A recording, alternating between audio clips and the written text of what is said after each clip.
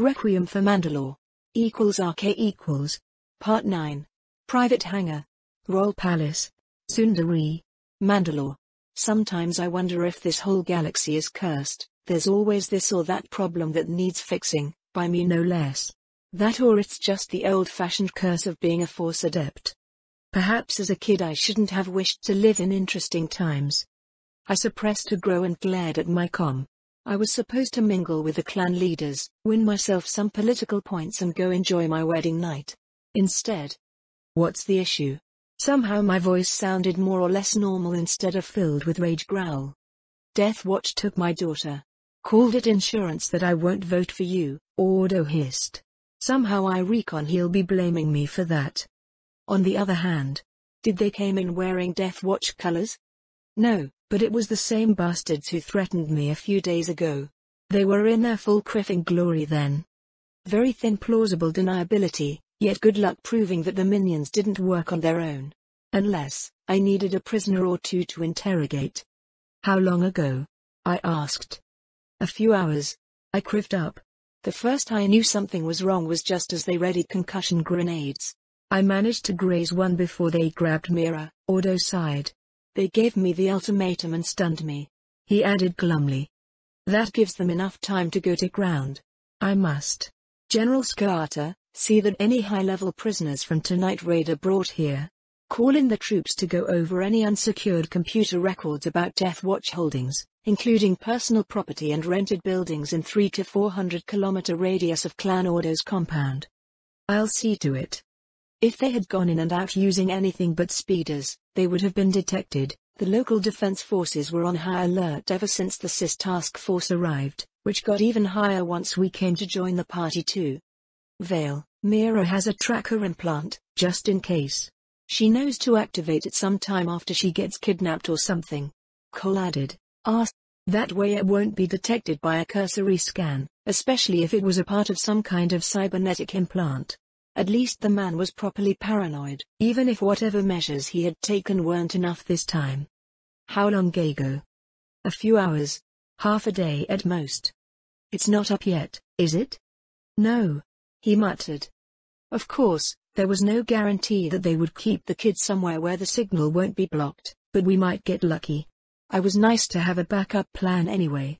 If that's truly a Death Watch stunt, Vizsla is getting desperate. Yomaget muttered. Unless I'm reading the political situation wrong, while your support, I waved at the clan leaders around me, isn't enough to make me Mandalore, it's more than sufficient to block Vizsla from being elected to the title. He has to know that I'll be going after him after his people tried to kill my wife and me a few days ago. Only the traditions around the position of Mandalore has prevented me from doing so already. It was frowned upon one Mandalore candidate murdering another, unless it was in an honor duel witnessed by many clan leaders. That particular tradition tended to keep things more or less civilized. I'm sure that Vizsla will be swearing on his honor that this wasn't a sanctioned operation. It may even be true, his people aren't the most disciplined or honorable bunch. Maxine added. Not that it really matter. =RK=. Death Watch Sub-HQ.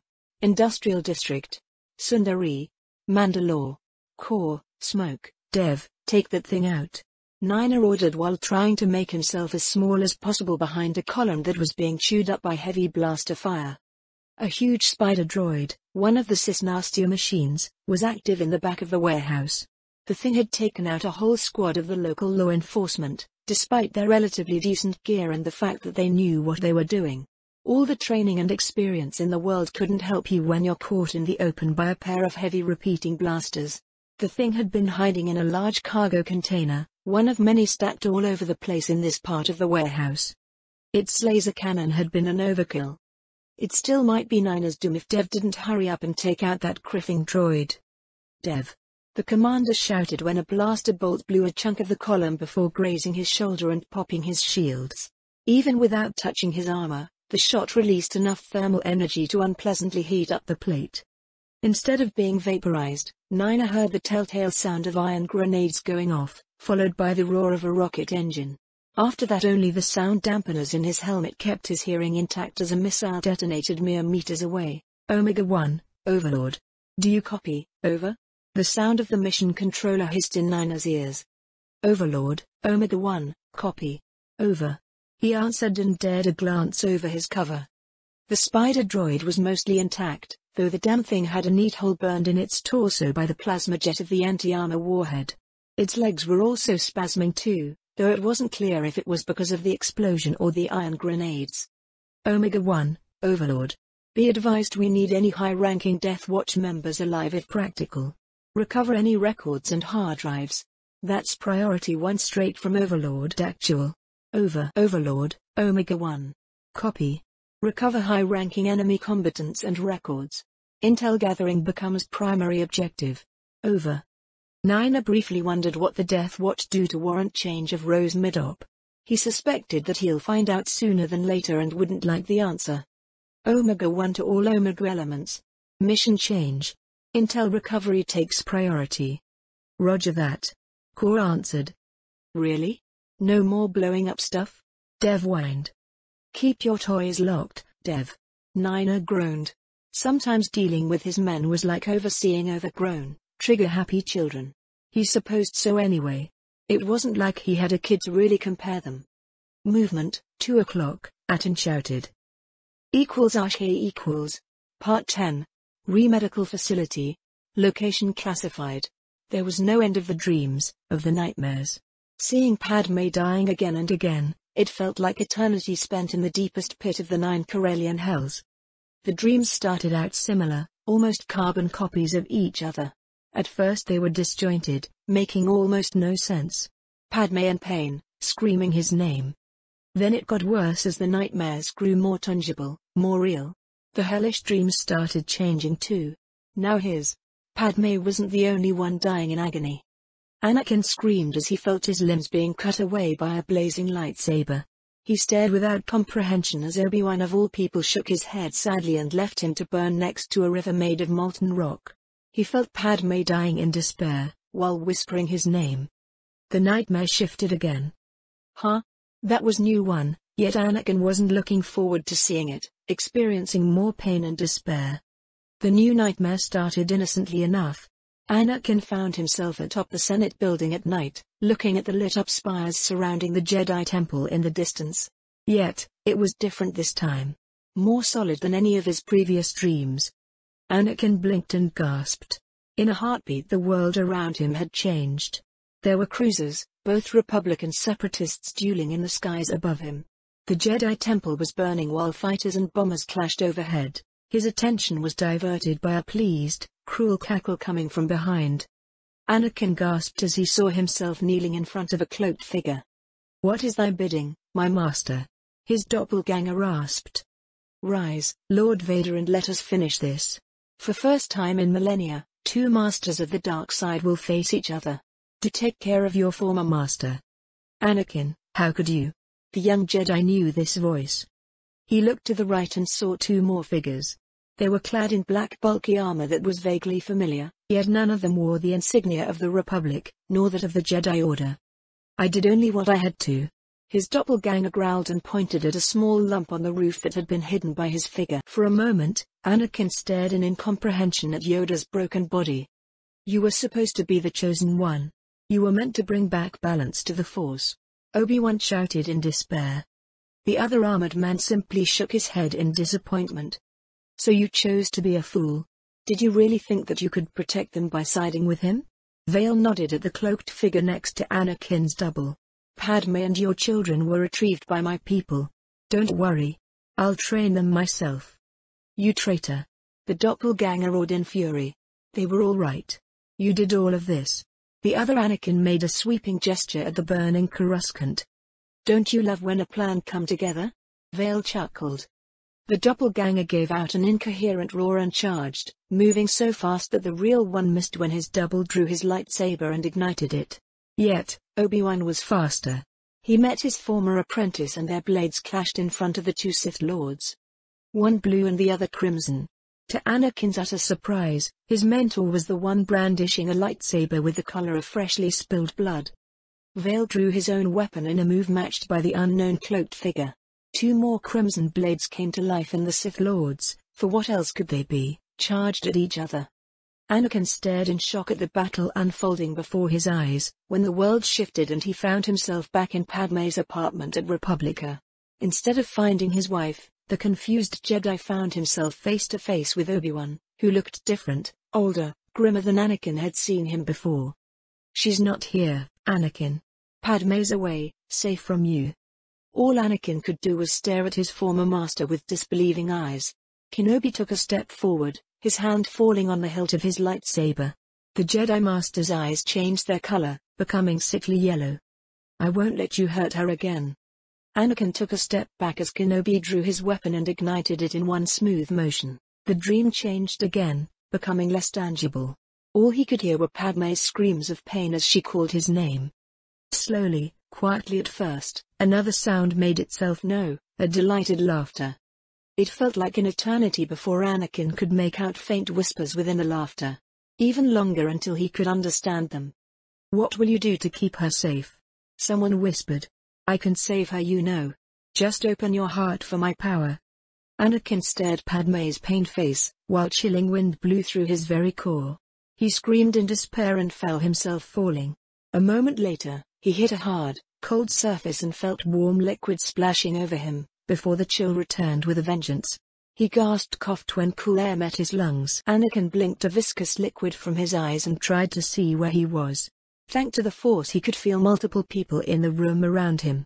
It took him a moment to process that he was surrounded by armed and armored clones, something that made him relax for a moment. Then they aimed their weapons at him and Anakin had a split second to be surprised before they opened fire. "RK =" "Orders, sir?" one of the clones surrounding Skywalker's wet body asked. "Sedate him again, clean him up and put him in another tank.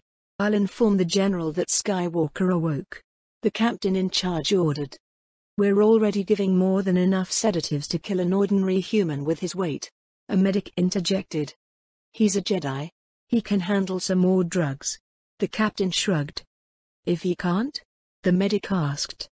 "Accidents happen. I'll shed no tears over the bastard anyway." There were no more questions. Mandalorian Twilight =RK=, Part 1, Behind the Mask. Command Bunker, Royal Palace, Sundari, Mandalore. "What a crippling mess," I hissed quietly. "We need the data links back up and running." Obi-Wan snapped to one of the on-duty techs in the room. I should have known better, made more contingency plans. A groan escaped my lips and I shook my head in irritation.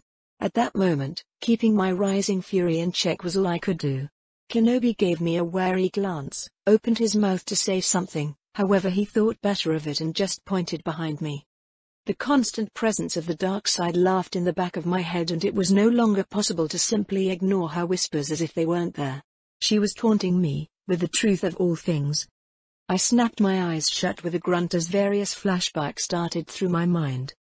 Suddenly I was back up in the palace, telling goodbye to the last of our guests when a sense of foreboding fell around the place.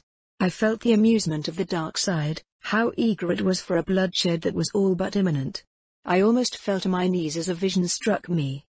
For an instant I was back home, kneeling in the grass and cradling Ashara's corpse. It lasted just a heartbeat and I was back on Mandalore. As Force visions go, this one was quite blunt, let me tell you. Then I was moving, enhancing myself with the Force and using it to locate Bo. As my awareness expanded to cover the palace, I found what was wrong, or so I thought. I could sense half a dozen groups of people moving with a purpose. Their emotions were subdued, almost non-existent, a result of training for those versed in the art of hunting Force adepts. I should know, I've had to deal with a lot of those back in the day, both Republic and Imperial. I've trained some of them too. That shouldn't have been a surprise. Not here, on Mandalore. If there was one place where warriors were still trained in those arts, it would be here. I blinked as my perspective changed. I was sprinting down a long corridor after raising the alarm. Bo was close, coming back after bonding with her basilic.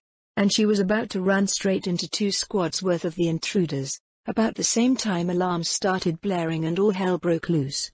The laughter of the dark side grew louder, echoing through my mind. For a moment I was able to disregard it as I turned around and looked through the open door of a small medbay built in the bunker. Bo was on a metal table, tended by medics and a medical droid.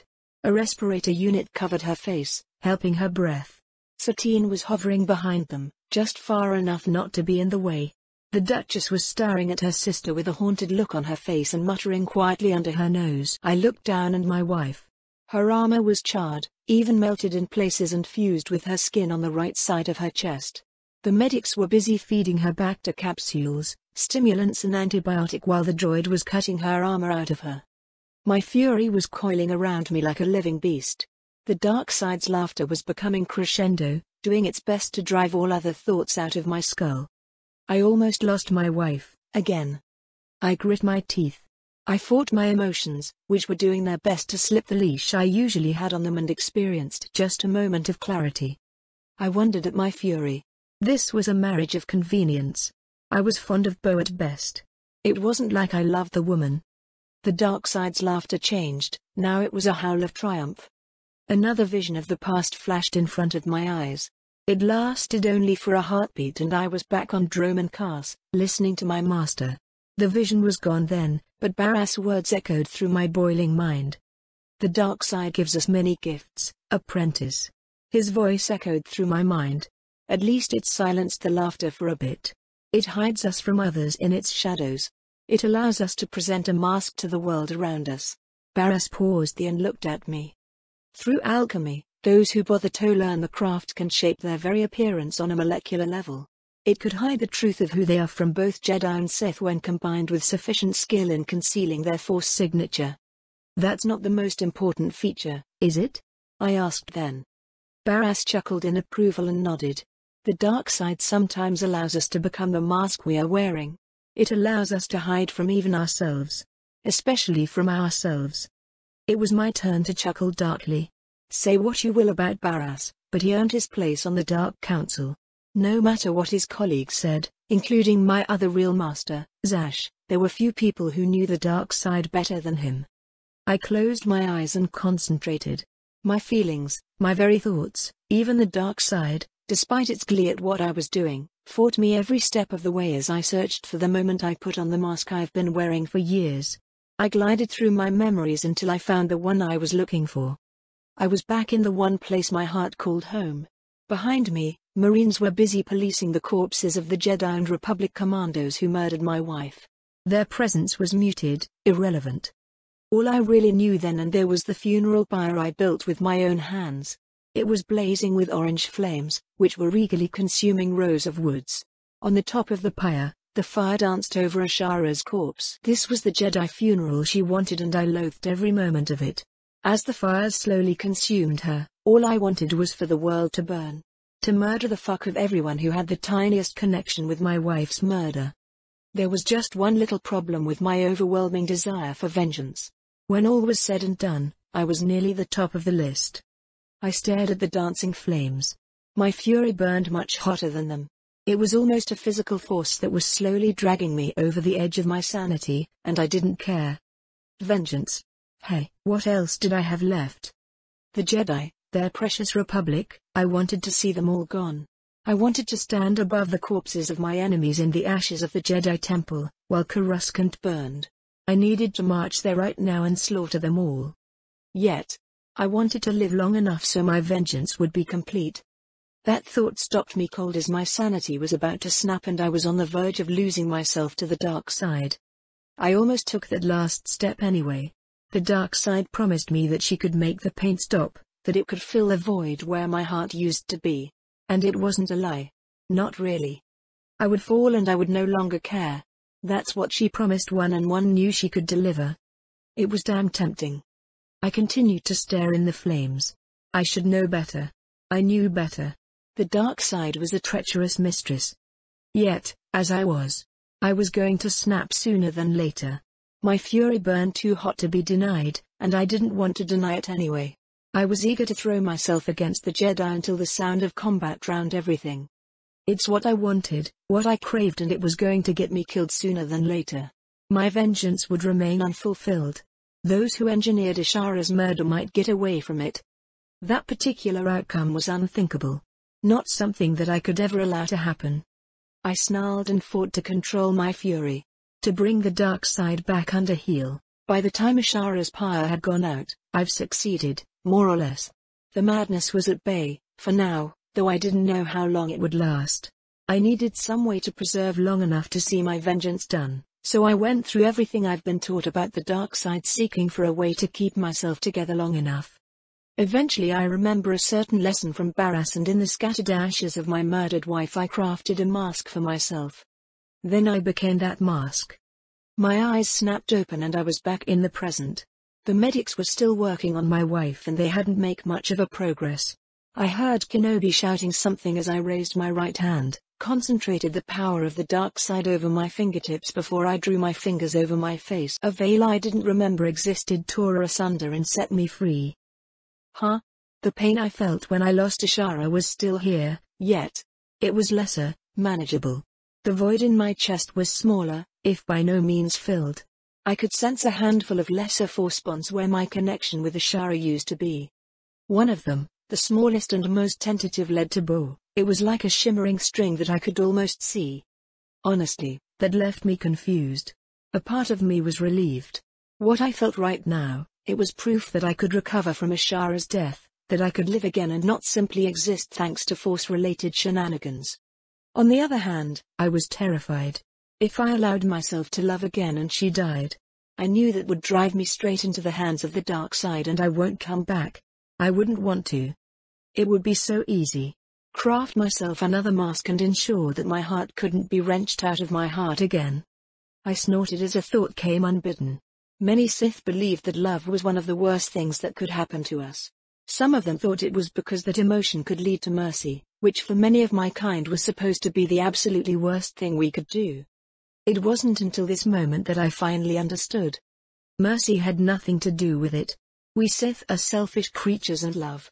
There were very few things that could break us like a love lost, and none of them was something we could choose for ourselves. Love, it was a weakness of our own making, and losing it, a highway to being consumed by the dark side.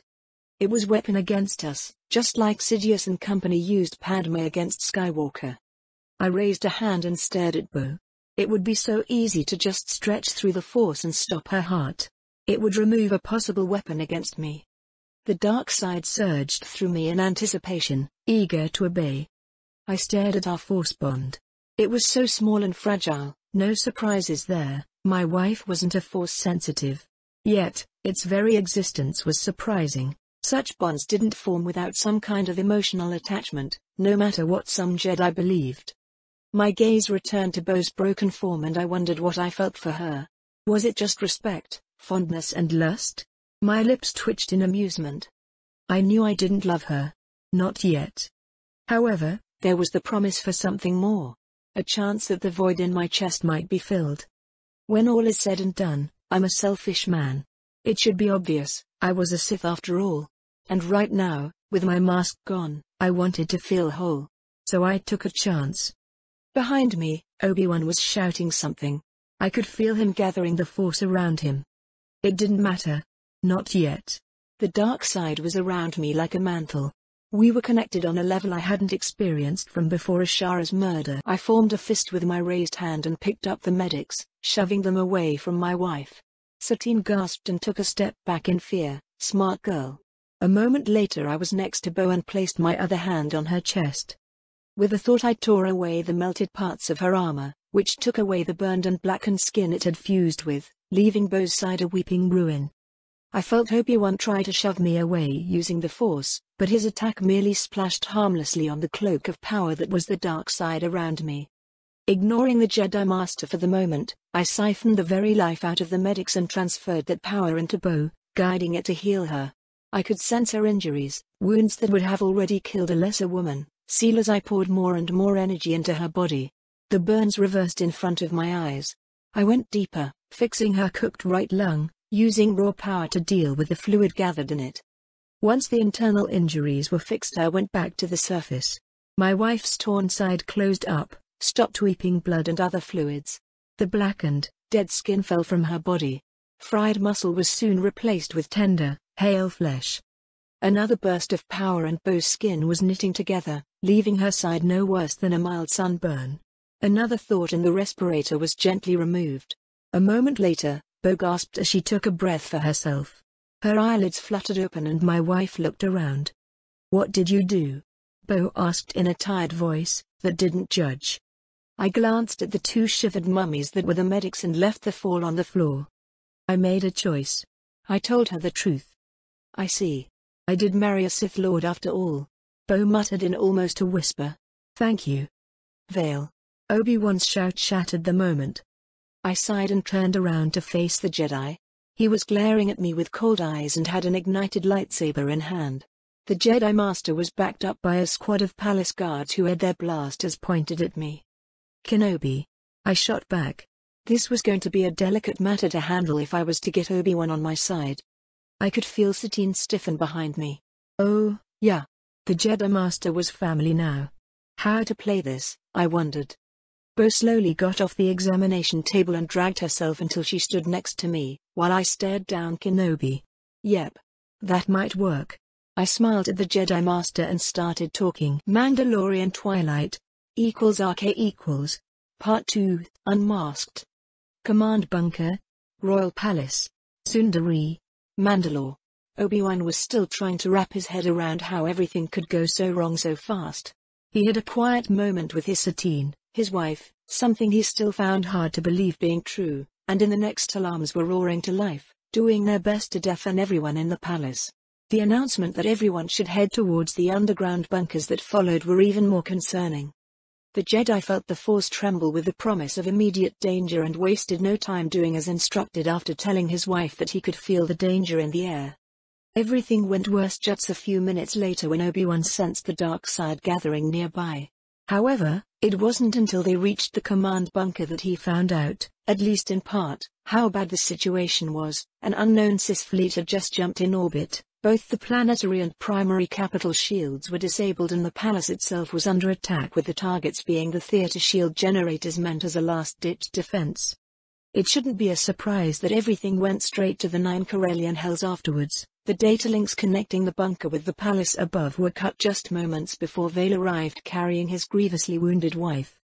Kenobi glanced at the small med center, where a pair of medics were frantically treating Bo-Katan, with Satine hovering behind them. Then his gaze drifted to Vale and the Jedi Master flinched. He could see the Force shivering as it distorted the air around the Sith, and it wasn't the gentle soothing feeling of the light side he could feel. It was like the dark side itself was trying to physically manifest around the Sith Lord as the man numbly stared at his wounded wife. Everything Obi-Wan was taught, all his Jedi training beckoned him to draw his blade and cut down the Darksider in front of him.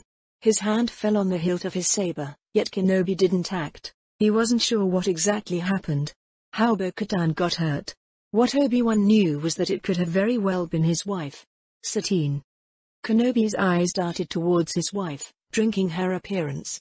Even around the boiling cauldron of fury, fear and worry that was Vale, Obi-Wan could feel Satine. She was beyond furious too and scared for her sister. The Jedi Master's attention sprang back to Vale, who was practically engulfed by the dark side. The Force was screaming warnings in the back of Obi-Wan's mind, as if he didn't know the danger they all were in right then. If Vale snapped, Kenobi doubted he would be able to stop him right now. The raw power surrounding the man. It made the Jedi afraid. Even worse, he could almost hear the dark side whispering to him, even if he sensed that most of its attention was centered on Vale. That power, the promise it held. Kenobi shook his head and took an involuntary step back. His eyes hardened and he drew on the Force, seeking solace in the light side, pulling it around his body as a shield. The moment he did so, a pressure he was unaware of was lifted from his mind. He could feel the Force itself pulsing around him, centered on Vale. The Sith appeared to be engulfed by a hurricane winds made by the dark side itself. The sense of danger spiked, forcing Obi-Wan to draw on as much of the Force as he could in order to protect himself. Obi-Wan tensed, ready for anything, yet his attention was divided between Satine and Vale, who separated Kenobi from his wife. In that moment, all the Jedi wanted was to get Satine somewhere safe, away from the explosion he knew was coming. Vale raised a hand and Obi-Wan almost drew his blade, yet something stilled his hand. He could feel a part of the dark side's attention shifting towards him as if daring him to make a move. He heard a faint laughter in the back of his head. Then Vale dragged his finger over his face and the storm of dark side energy collapsed upon itself. It hardened for a lack of better word and surrounded the Sith Lord like a mantle. For the first time since meeting Vale, Obi-Wan had sure beyond any shadow of a doubt that the man was a Dark Lord of the Sith. What's more, he knew why the Sith were to be feared. The dark side surrounded Vale like a living cloak, acting like a pet eager to obey its master. A moment later it proved it too. Vale raised a hand and the Force itself trembled as the dark side itself shook in anticipation to be commanded. Vale. That's enough. Obi-Wan shouted. He could feel that something was about to happen. Whatever Vale was about to do, it was going to change things. The Force's warnings had become a dull scream shacking his mind.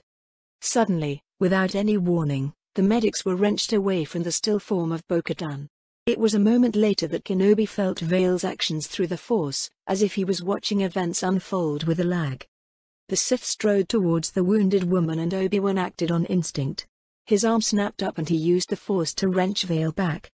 Kenobi's attempt had no effect.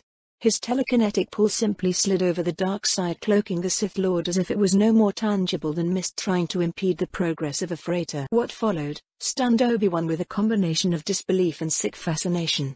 He watched as Vale literally wrenched away the life force of the two medics and used it to heal his wife. Even worse, he could sense the Sith's feelings. Murdering the two men didn't really register to him. It was as if snuffing their lives didn't matter at all. There was not a shred of remorse or regret. All Kenobi could feel coming from the man was satisfaction and relief. The Jedi knew his duty. At that moment he had a revelation. It was all about this moment. All his training, his life as a Jedi. They led to this place and time. Obi-Wan drew his lightsaber and ignited the azure blade. Vale, Kenobi shouted a challenge. The Jedi Master knew what was going to happen. What had to happen? He couldn't allow Vale free rein. He should have acted earlier. Perhaps on Ryloth. Certainly on Geonosis. The light side pulsed around him in tandem with his racing heartbeat and he could sense the darkness around Vale answering in kind. What Obi-Wan knew, right at that moment, was that this was perhaps the last chance he would ever get to stop Vale from dragging the Republic into ever darker, bloodier path. Kenobi. The Sith shot back. Obi-Wan tensed, preparing to meet any attack.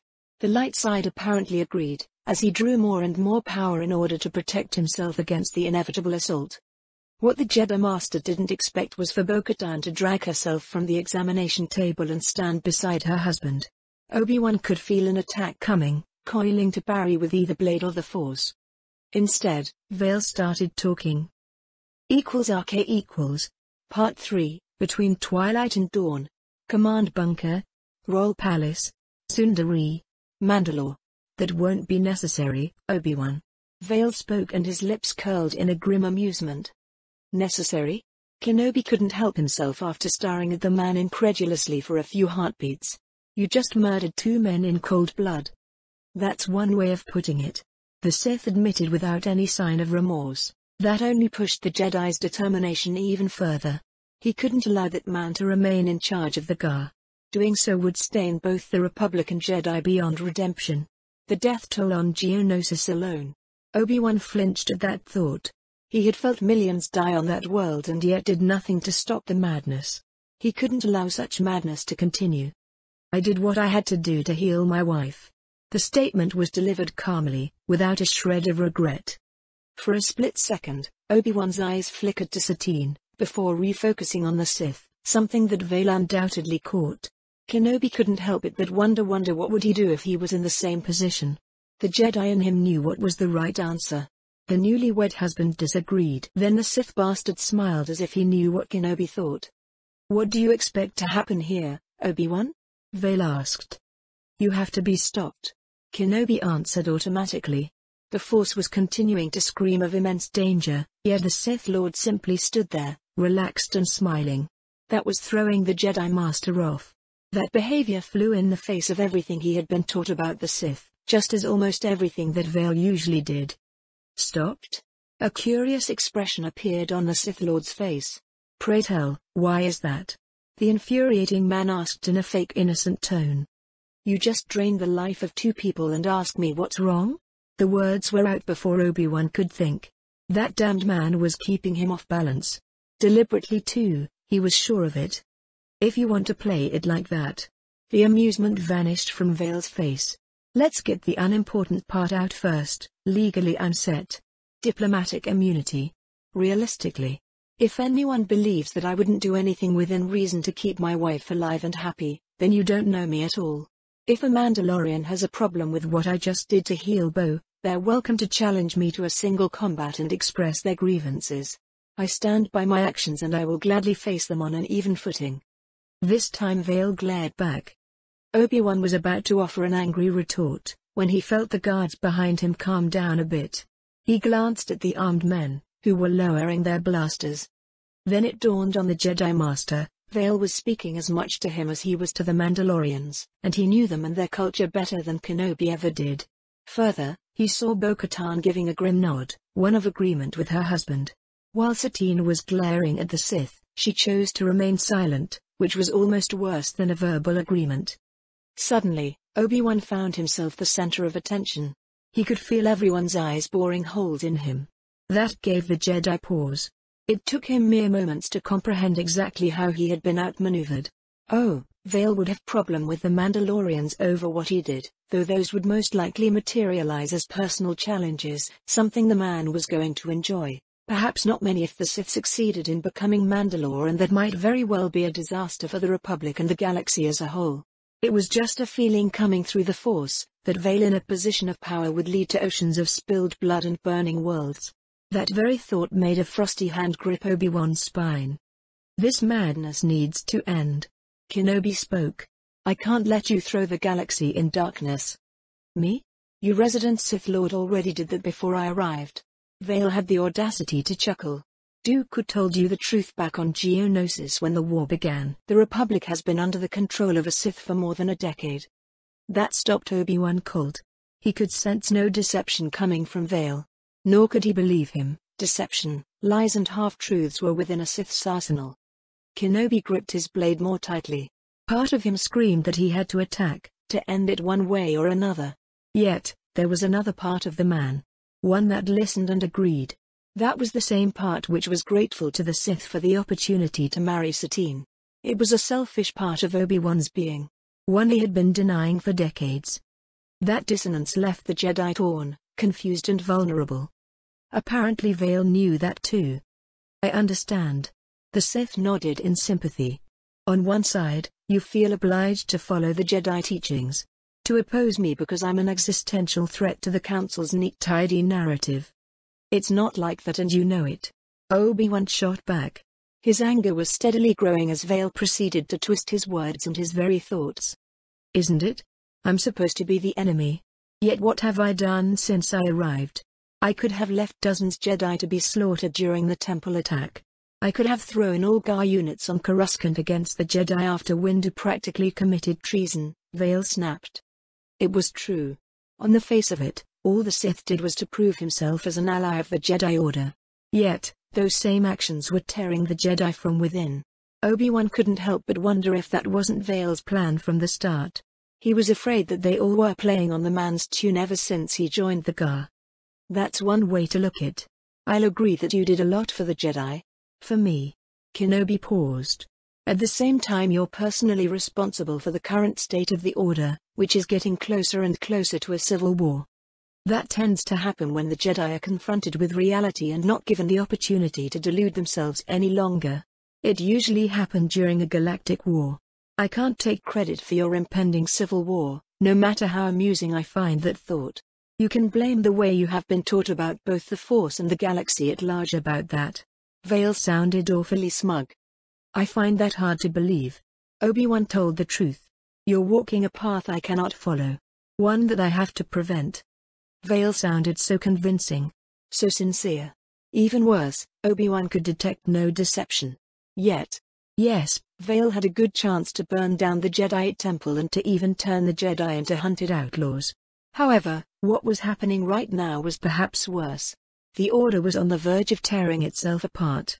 If that happened, many Jedi might fall. Was that Vale's goal? Unfortunately, there was a part of Obi-Wan that felt that Sith might be correct. Perhaps that was what stayed his hand so he could listen to the man. Do I? Perhaps.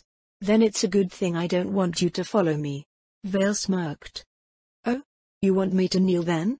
To swear allegiance to Darth Vader? Or is it Vader? Obi-Wan glared at the infuriating Sith. For all Kenobi knew, Vader was trying to turn him. Unfortunately, there were very few sure things as far as that man was concerned. Not really. I don't expect you to choose me over the Republic. Perhaps over the Jedi if you ever fully open your eyes. Vader gave him what appeared to be a genuine cheerful smile. All I ask you to do is to choose her. He pointed at Satine. Kenobi tensed at the obvious threat and was a heartbeat from jumping at the Sith, when Vader gave him a disappointed look. Oh, get over yourself. I won't be attacking my sister-in-law because you're being an idiot. It was as if Vader was reading his mind. Again. Earlier tonight you became a Mandalorian by marrying my sister. Bo-Katan interrupted them, making everyone look at her. Obi-Wan saw Vader giving her a fond smile and a small nod. The woman stared at the Jedi Master and continued speaking. Either get over your Jedi hang-ups or solve this like Mandalorian warriors. Bo-Katan snapped. However, if you choose the Kriffing Jedi over my sister, she pointed at her husband, he'll be the least of your problems. She was serious too. Choosing between the woman you love and your duty as a Jedi? Vader must. It's never easy for your kind. And all too easy for you.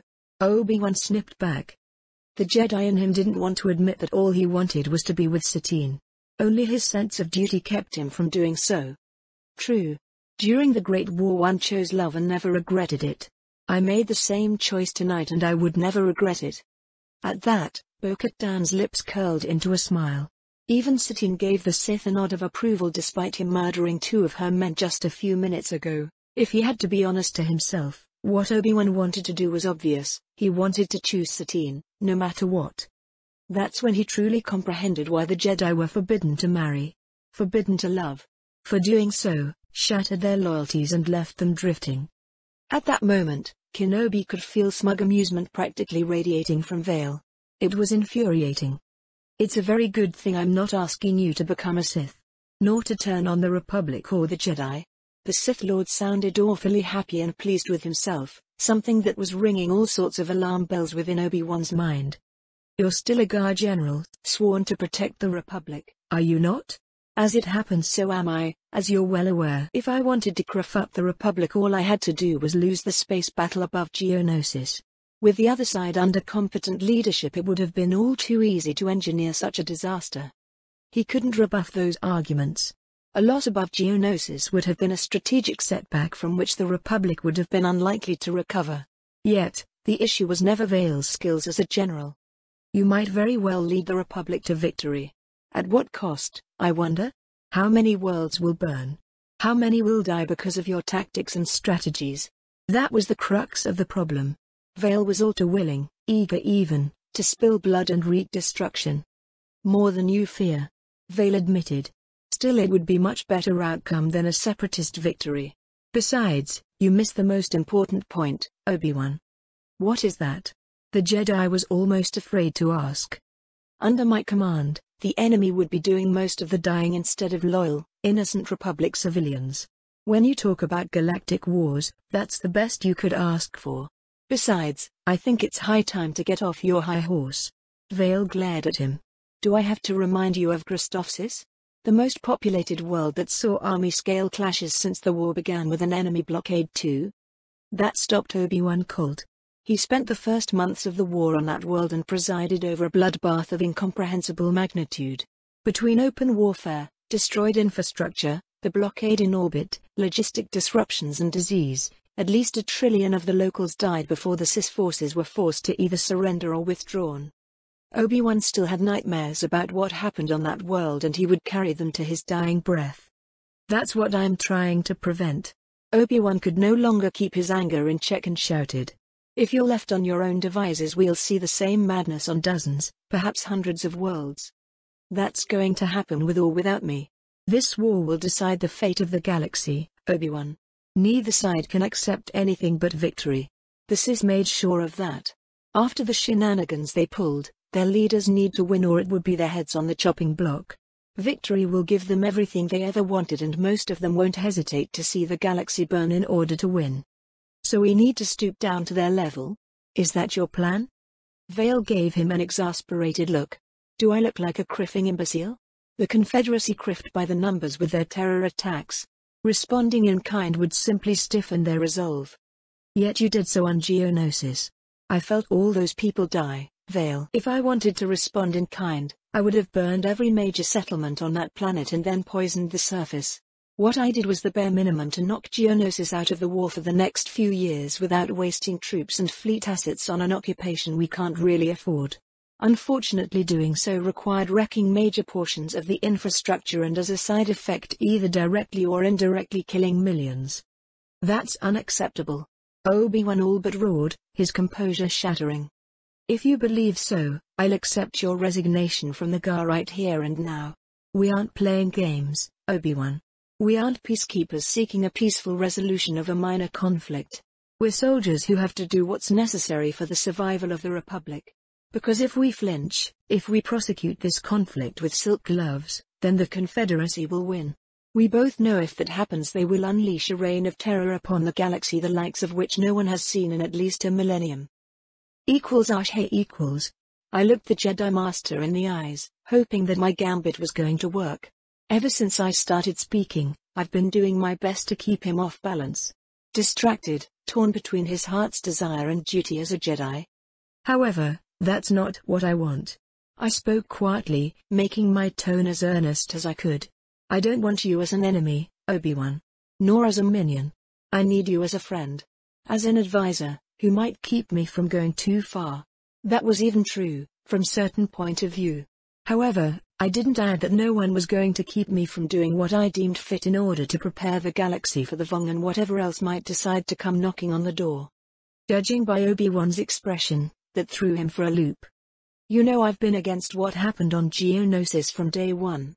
Kenobi actually growled. I might have been pushing him a bit too far, too fast. The alternatives were to either burn the whole world, occupy the damn dustbin or invade it again next year. Neither of those options were viable alternatives. I repeated. I tried to be reasonable, though as the conversation progressed, the need to slap Kenobi upside the head, repeatedly, with something heavy, was becoming hard to resist. There was not a single Jedi or other GAR officer who presented me with a single viable alternative.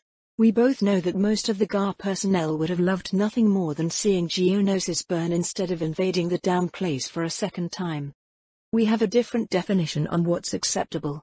Obi-Wan grumbled. That's rich. I though that after Ryloth you were done with the peacekeeper mentality. I snorted. Don't twist my words. Obi-Wan glared at me. Fine. No more games. Obi-Wan, you have to make a choice. The Jedi. The Republic, Mandalore, your wife. Unless you decide, you will be torn apart between your duty and your heart. There was a long moment of silence, before Kenobi answered. You didn't mention yourself, Vale. For the first time since we began our verbal spar, Obi-Wan looked relaxed, almost serene. The force surrounding him settled down as his emotions subdued. I'm doing what I can for Mandalore, though it might not be enough. If the situation gets sufficiently criffed up I might be forced to order the orbital bombardment of this world so the Death Watch and the Sis wouldn't be able to use it as a base of operations. I'll see the Republic to a victory in this war, because any other alternative is much worse in comparison. I told the truth. The Republic? Or whatever replaces it? I don't want to rule the galaxy as an emperor, if that's what you ask. Another truth. Now, being in charge of the army and keeping whoever ran the galaxy from messing up my plans for the future, that was something quite different. Besides, the plan to turn the Republic into a galactic empire wasn't mine. I merely entertained the idea of co-opting it once Sidious was dealt with. You actually believe that, don't you? Obi-Wan asked in surprise. I've ran planets before. That was enough of a pain in the ass to dissuade me from any ideas of galactic domination. Besides, it was much better to be the power behind the throne. That way some other sucker could deal with the day-to-day shenanigans of running the whole bloody galaxy. He's right, you know. Actually ruling Mandalore is anything but pleasant or fun. Satine decided to add her 2 credits.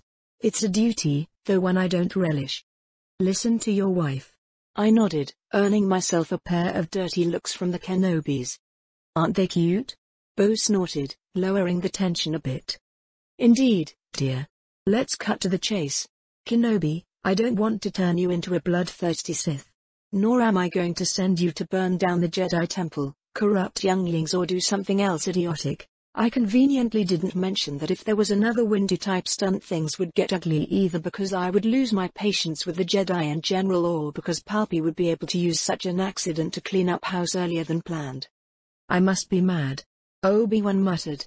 The path you're walking. He shook his head. I don't know if it's one I could follow. Huh? Wasn't that a reversal? If it's a path that any Jedi could follow, Kenobi continued and looked at his wife with a pained expression on his face. However, I can't walk away from Satine. Not even for the Order. He added quietly. I smiled. That was all I wanted for now. The rest would follow, probably sooner than later. Let's hope they won't force you to choose. I gave Kenobi a reassuring smile, even if I didn't believe this would be the case. We both know that is a forlorn hope. After what Anakin did. Your former apprentice acted as an idiot. We both know that there was no antidote on Geonosis. The whole ploy was aimed at discrediting him and Amidala. If that mess is mishandled even further, it could easily lead to his fall, which was the point. I sighed. I still could hardly believe that Anakin fell for such an obvious ploy. Neither the Separatist leadership, nor the Sith actually in charge wanted Padme to recover. She had been a thorn in their side for more than a decade. Breaking Skywalker might very well be a bonus to taking out the former queen instead of the primary goal of that particular operation. A grim chuckle escaped Obi-Wan's lips. Anakin and Padme proved that a Jedi marrying is a mistake, yet I did it anyway. And I don't regret it. Kenobi lowered his lightsaber. I should be attacking you with everything I am. I should be doing my best to rid the galaxy from an enemy of the Jedi Order. His anguish was delicious. It reminded me why making Jedi fall was so much fun, even if doing so wasn't on the agenda. Even if I was an enemy of the Jedi, am I your enemy? I smiled. All I want is the freedom to live my life as I see fit beside my wife. However, in order to do that, this war has to be won. Decisively. Through victory thy chains are broken. Kenobi muttered, surprising me. Huh? He's been reading on the Sith of my era and might be starting to understand where I was coming from. I was sure of it. That's the point, Obi-Wan. At least for those Sith who haven't allowed the dark side to consume them. Passion, conflict, power, strength, they're all means to an end. Assets that gives us victory. And thus the Force frees us. I smiled. It sounds so simple, Bo stated and gave me a questioning look. Of course, it's never that simple. Or perhaps it is, and most people overlook it because of that. While I am a master of the dark side, that by itself wouldn't guarantee me a future with you. Only a victory in this war would do so, and I will do anything I have to in order to achieve it. I turned my attention back to the Jedi. That's why I want you by my side as both a comrade in arms and advisor. Help me end this madness, Obi-Wan. I repeated my proposition and threw back his words at him. He wanted to end the conflict? Let him help me do it then. Though I carefully avoided certain snags we would have to face. It's true I wanted the war over without destroying too much infrastructure. Doing so would make preparing for the Vong easier. Unfortunately, I couldn't allow the conflict to simply be over before I was in a reasonably secure position to survive not only a direct confrontation with Sidious but dealing with whatever contingencies he had in place. Because if there was something I knew about Sith, someone in Palpy's shoes would have backup plans to see as much of the galaxy burn as possible if he fucked up and got himself killed. However, for the time being, Kenobi didn't need to know any of that. Someone must keep you from causing too much trouble. The Jedi Master sighed and deactivated his saber. His anguish flickered and disappeared, replaced by acceptance and then affection when he turned his gaze upon his wife. Live to enjoy a honeymoon with Satine. I'm proud of you. I beamed at Kenobi. We still might make a proper Mandalorian out of him. Next to me, Bo sighed in relief and smiled. Well, now Obi-Wan was on track, and if I could keep myself from criffing up too much he would be firmly on my side when it was time for the endgame.